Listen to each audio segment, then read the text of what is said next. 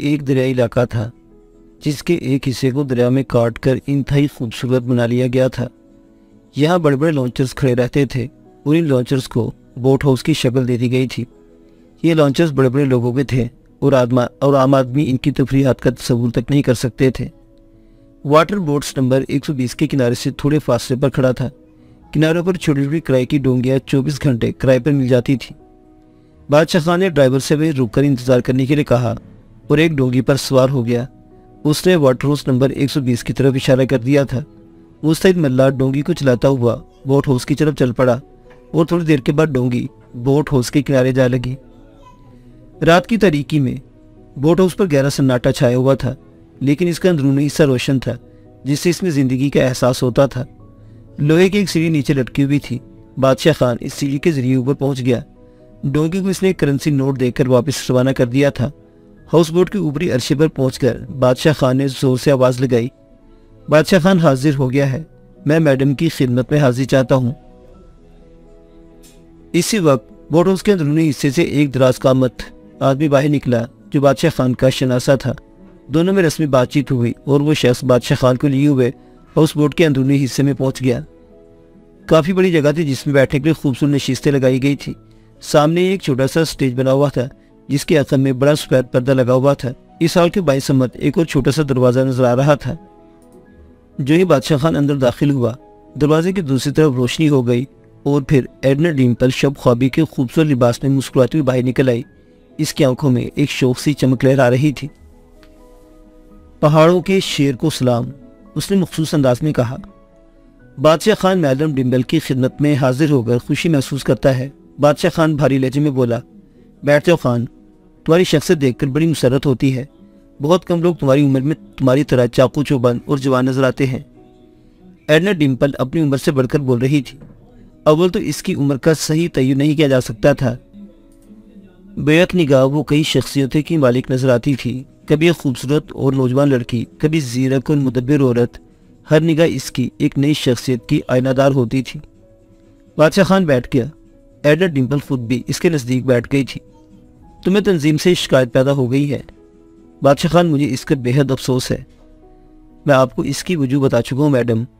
ہاں، اس میں کوئی شک نہیں ہے، تمہاری الجھنوں کو میں نے دل سے تسلیم کیا ہے خان، لیکن تم یقین کرو کہ تنظیم کبھی اپنے ساتھیوں کو نظر انداز نہیں کرتی۔ تنظیم میری نہیں ہے بلکہ میں بھی اس کی ایک رکن ہوں، اور یہ الفاظ ایک رکن کی حیثیت سے ہی میں تم سے کہہ رہی ہوں۔ بس بعض اوقات مصروفیت کسی دو نمبر کام کو پسے پش ڈال دیتی ہے۔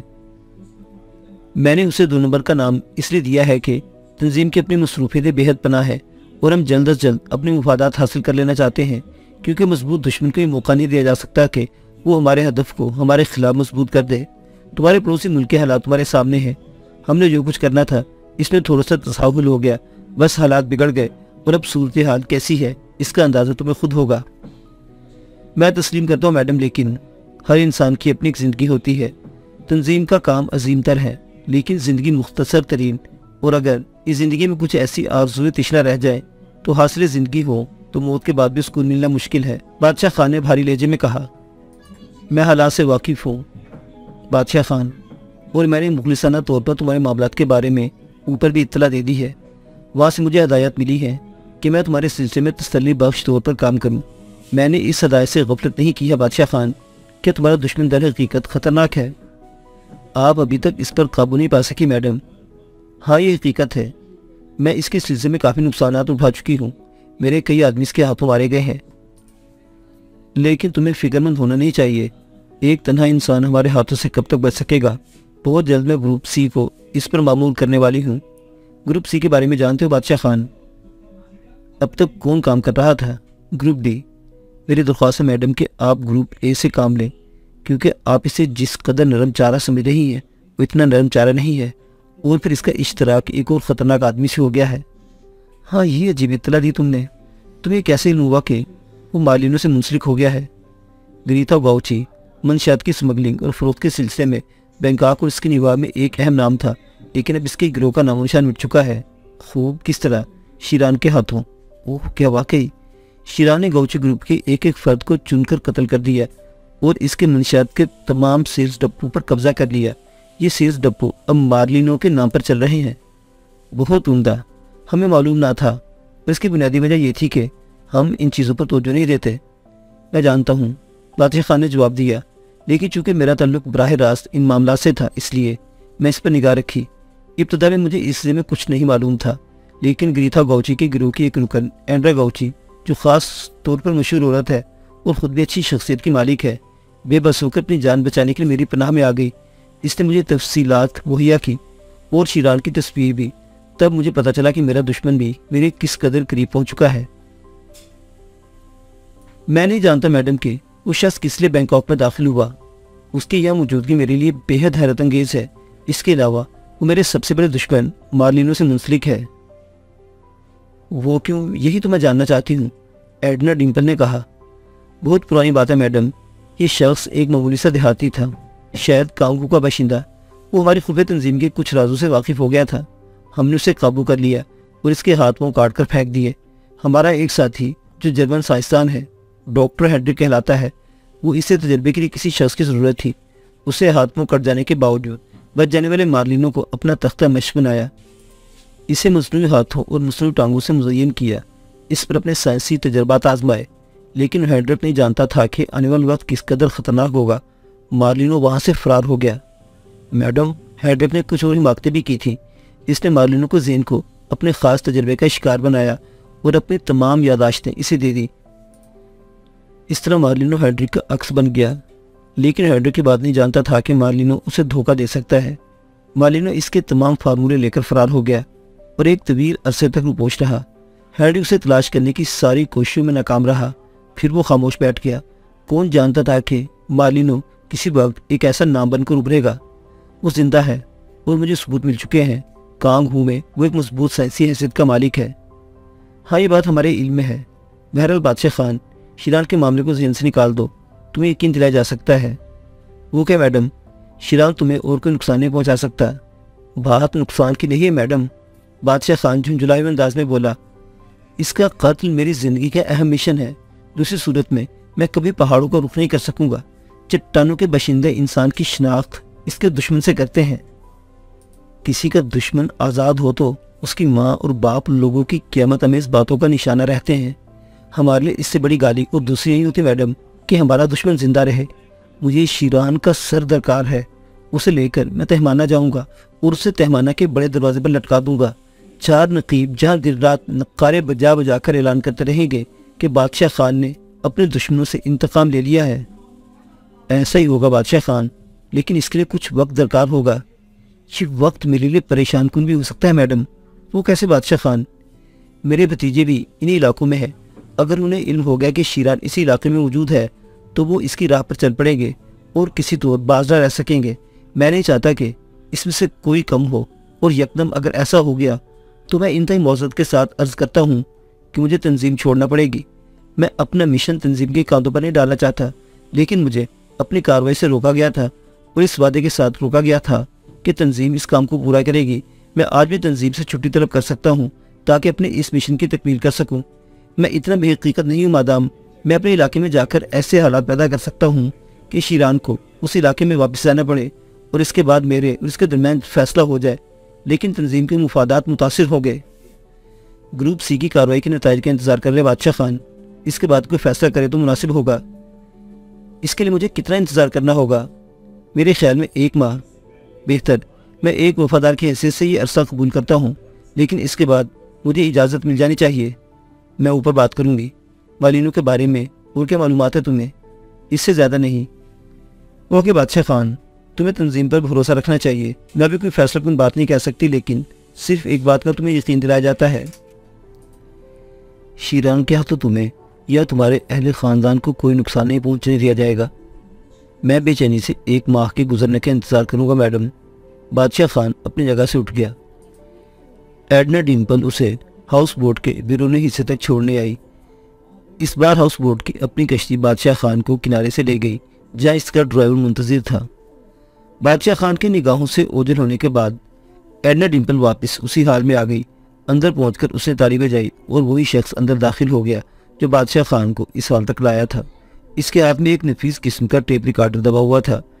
ایڈنا ڈمپل کے سامنے سے سر خم کیا اور ایڈنا نے ہاتھ اٹھا لیا इस शख्स ने टेप रिकॉर्डर एक मेज पर रखकर उसे ऑन कर दिया। उसका कत्ल मेरी ज़िंदगी का अहम मिशन है, एडना डिम्पल ने एक कागज़ पर नोट किया।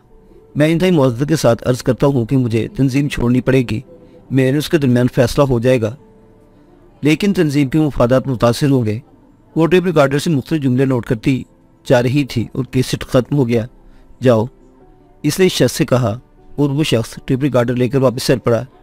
सुने कैसेट निकाल कर मुझे दे जाओ, एडना डिम्पल पुररोब लहजे में बोली और इस शख्स ने टेप रिकॉर्डर में से लगा हुआ कैसेट एडना डिम्पल के हवाले कर दिया।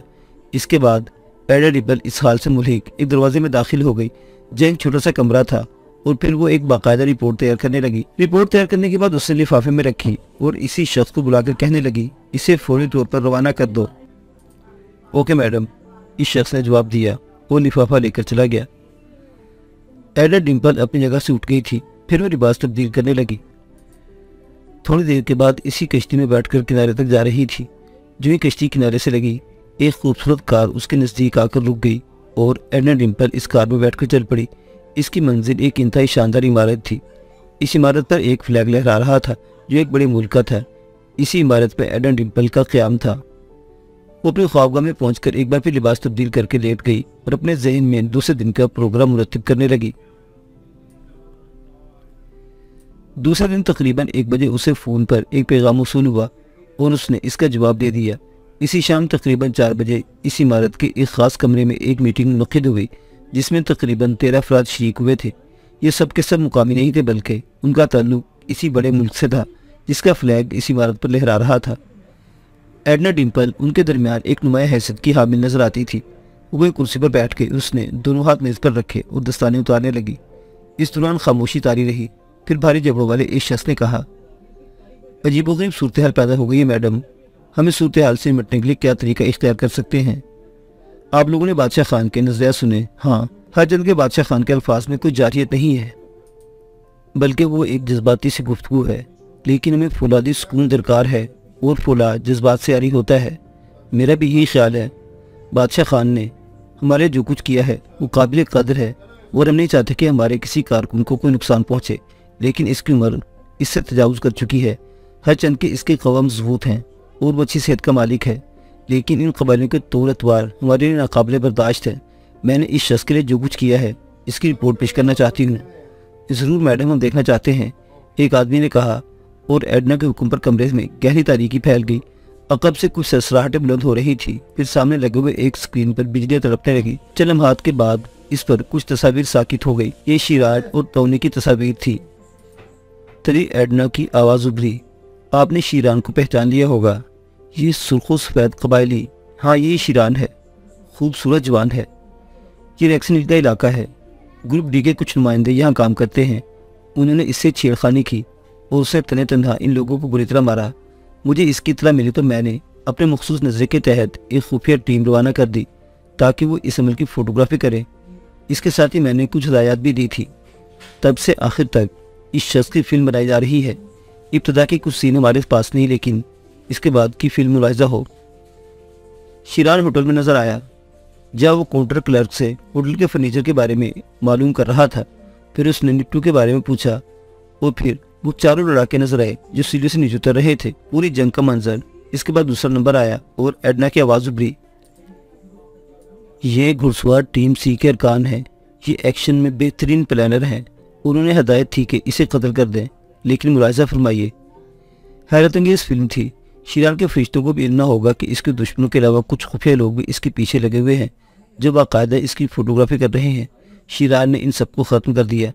फिर नंबर 3 आया और इसमें मौजूद कभी आकर फौलादी शख्स को देखकर सब चौंक पड़े। फ्लिंट है।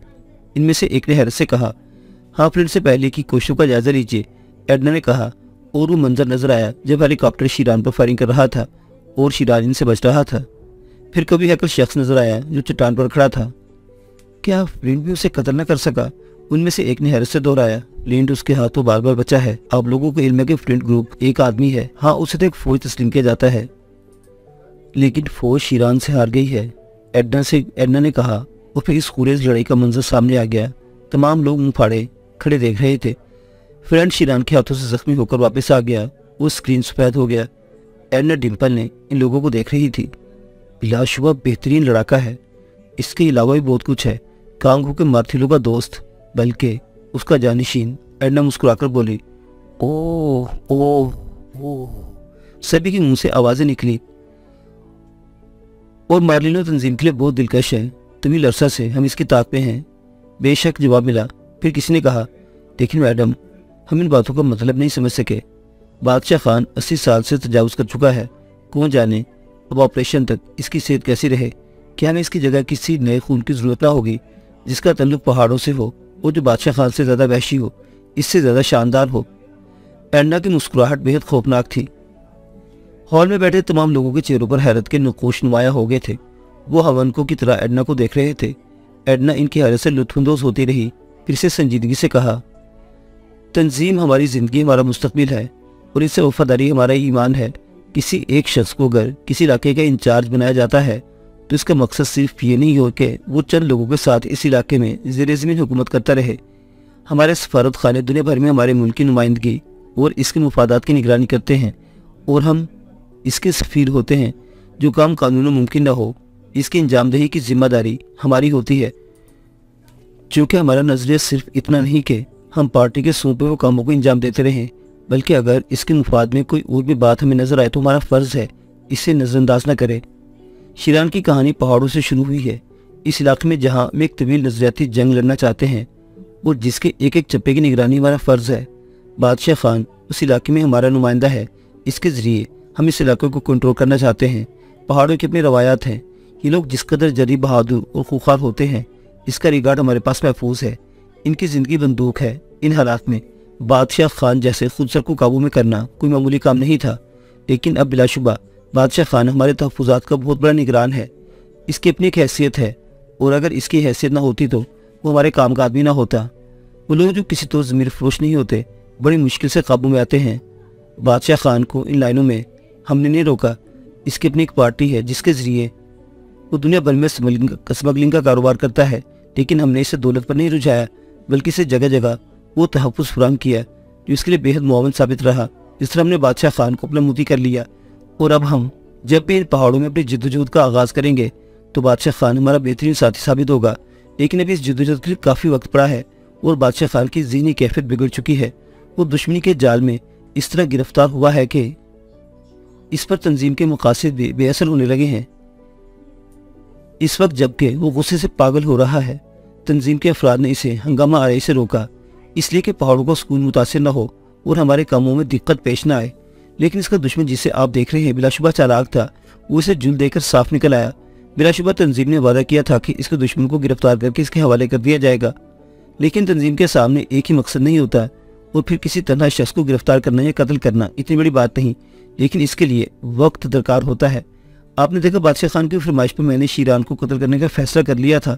میں نے بات بادشاہ خان کو بھی نہیں بتائی، لیکن ہمارا گروپ سی، بی اور اے تینوں اس شخص کو قتل کرنے میں ناکام رہے۔ خاص طور پر ہمارے لڑاکا جس پر ہمیں بہت زیادہ اعتماد تھا، اس کے ہاتھوں شکست کھا چکا ہے، جس کی وجہ سے اچانک میرے ذہن میں تبدیلیاں پیدا ہوئی اور میں نے اسے زندہ رکھنے کا فیصلہ کر لیا۔ تم لوگ شاید اس بات کو صحیح طور پر انداز میں غور نہیں کر رہے۔ بلا شبہ بادشاہ خان ہمارا پرانا خادم ہے اور تنظیم کی خدمت کے لیے اس نے کافی نمایاں کام انجام دیے ہیں، لیکن وہ بوڑھا گھوڑا ہے اور بوڑھا گھوڑا کسی بھی وقت لنگڑا ہو سکتا ہے۔ یہ درست ہے کہ بادشاہ خان ایک پروکار اور طاقتور سردار ہے، لیکن میں نے پہاڑوں کے بارے میں جتنی معلومات حاصل کی ہیں ان کے تحت سرداری کسی ایک خاندان میں نہیں رہتی، بلکہ وہ لوگ صفات کا خیال رکھتے ہیں اور کسی ایسے شخص کو سردار بناتے ہیں جو نمایاں خصوصیت کا حامل ہو۔ بادشاہ خان کی جگہ شیران کو دی جا سکتی ہے اور حقیقت میں شیران اس قابل ہے کہ ان لوگوں کا سربراہ بنے اگر ہم بادشاہ خان کو اس کی جگہ فائز رہنے دیں اور شیران کی تربیت کرتے رہیں۔ اس وقت کے لیے جب ہم اپنے مقصد کے لیے کھڑے ہوں تو میرے خیال میں یہ ایک انتہائی سود مند بات ہوگی۔ میں آپ لوگوں کو اس نوجوان کی جھلک دکھا چکی ہوں اور آپ کا فیصلہ چاہتی ہوں۔ ایڈنا ڈمپل خاموش ہو گئی۔ ہال میں بھن بھناہٹ سے گونجنے لگی۔ وہ لوگ آپس میں تبادلہ خیال کر رہے تھے۔ پھر ان میں سے ایک نے کہا، میں ان تمام لوگوں کی نمائندگی کر رہا ہوں میڈم۔ در حقیقت پروگرام برا نہیں، خاص طور سے اس لیے کہ بادشاہ خان کے لہجے سے بغاوت کی بو آنے لگی ہے۔ ہم تنظیم کے لیے کسی بھی ایسے شخص کو برداشت نہیں کر سکتے جو ذاتی مقاصد کے لیے تنظیم کی راہ میں رکاوٹ بنے۔ ممکن ہے اس کی وجہ سے تنظیم کو نقصان پہنچ جائے۔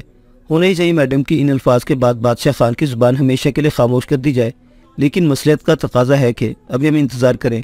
ہم متفقہ طور پر فیصلہ دیتے ہیں کہ آپ شیران کی تربیت کریں اور اسے تنظیم کے مقاصد کے لیے تیار کر لیں۔ دیکھنا یہ ہے کہ نوجوان اتنے بڑے منصب کو سنبھالنے کے قابل بھی ہو سکے گا یا نہیں۔ ایڈنا ڈمپل کے ہونٹوں پر مسکراہٹ پھیل گئی، پھر اس نے پراسر لہجے میں کہا، مجھے بہت مسرت ہوگی کہ اگر تنظیم کو ایک بہترین کارکن دے سکو۔ برائے کرم آپ لوگ اپنے اپنے فارغ پور کر کے میرے حوالے کر دیں تاکہ میں یہ تجویز بڑوں کو بھیج کر فوراً منظوری حاصل کر لوں۔ ایڈنا خاموش ہو گئی۔ ہال میں بیٹھے تمام لوگ اپنے سامنے رکھے ہوئے فائلوں سے وہ فارم نکالنے لگے جو ان کے سامنے رکھے گئے تھے۔ انہوں نے اس پر اپنے ریمارکس لکھے اور اس کے بعد یہ میٹنگ برخاست ہو گئی۔